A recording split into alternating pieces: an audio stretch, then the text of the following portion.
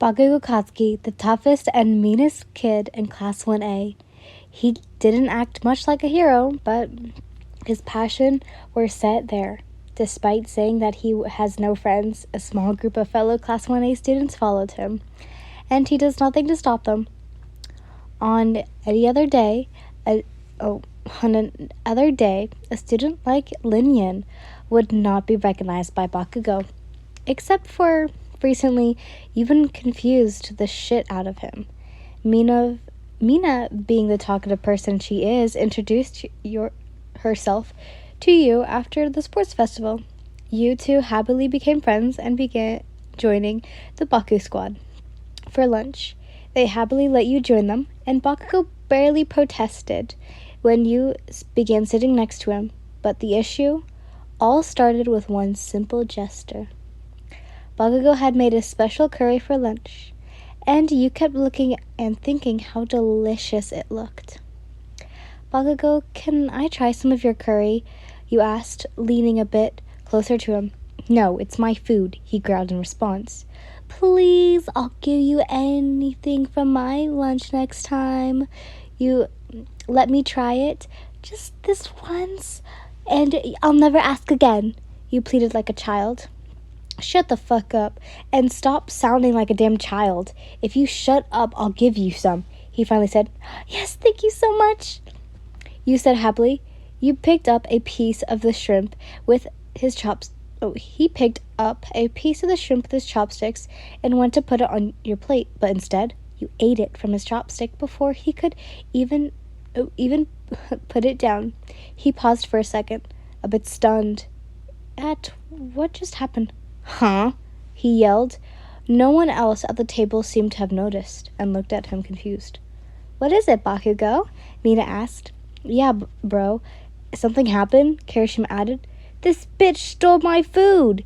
He hit your head. Ow, you gave it to me.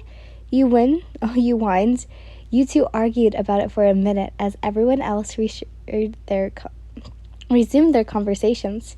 You added something that completely contracted his argument, and he knew it. So, you two stopped. Bakugo went back to eating his food, and so did you. Not long after, he ate another piece of his food, and you said, we just shared an indirect kiss. Don't say dumb shit like that. Indirect kisses aren't even real, he said, continuing to eat his food. You huffed, but didn't respond to him. You continued eating your food and talked to the other people at the table. As you enjoyed the rest of the lunch, you were coming up with ideas of how to get Bakugo back to his last comment of indirect kisses. The bell rang, signaling the end of lunch and passing time to the next class. You looked over at Bakugo. He was getting ready to get up. Hey, Bakugo, you said, leaning close to him again. What? He snapped. You didn't let his anger deter you, and you quickly pecked his cheek. Once again, he let out a shock. He let out shocked by you. Was that a real enough kiss for you? You asked as you got up and left for class. From that day on, you'd perform similar gestures, evenly so often at school. Mostly people didn't see it, and if they did, obviously didn't think much of it. You confused him. That made him angry. He didn't like being confused. He especially didn't want to be confused by some stupid side character like you. Hey, stop kissing me before someone thinks we're together, Bakugo said, replying calmly for once to you kissing his cheek. Despite his growing calmliness of the situation, there was also a growing blush on his face every time you did it. Well, if someone asks if we're a couple, then I'll explain that we're just friends, you said. Bakugo nearly lashed out at you, but stopped himself after his hand sparked a few times. If this bitch thinks we're just friends, then why go around doing this daily? Bakugo growled. The next day, one of Bakugo's other friends finally spoke up about PDA at lunch. So, are you two secretly a thing or something?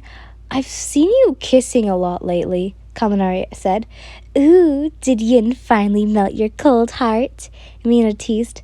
Shut up, pink face. Bakugo blushed a little bit. Yeah, we're just friends. I don't see anything between us. Right, Bakugo? You asked. Yeah, he replied, a bit distracted. His pride stopped him from admitting it out loud, but he couldn't deny to himself that he had feelings for you. See, Danky, we're just friends. You turned back towards the electric blonde. Meet me at my dorm room later. We need to talk. Bakugo growled at you. You nervously walked towards Bakugo's room. It was unusual for him to invite anyone to his room, much less to talk to you. You knocked on his door, waiting for an answer. Get in here, bitch. Bakugo opened the door and, pulling you in, he dragged you through his room and made you sit on his bed.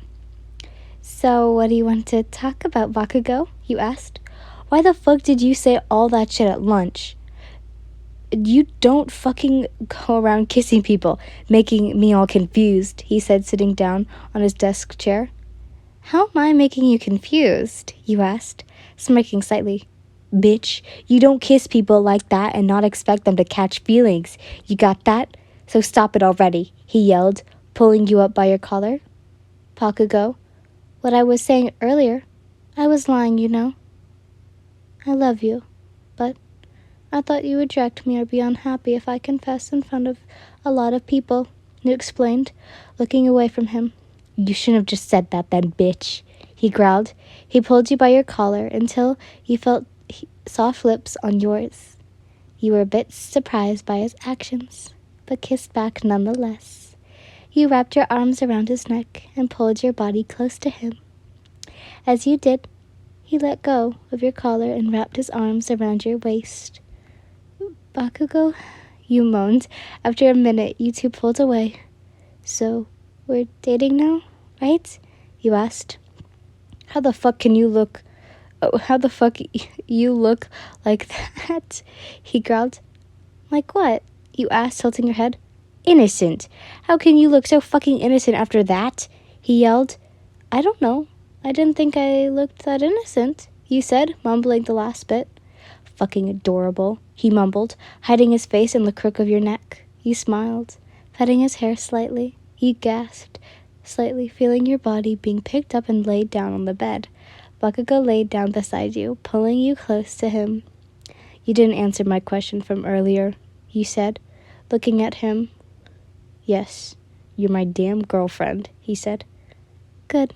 You smiled, closing your eyes and resting your head on his chest.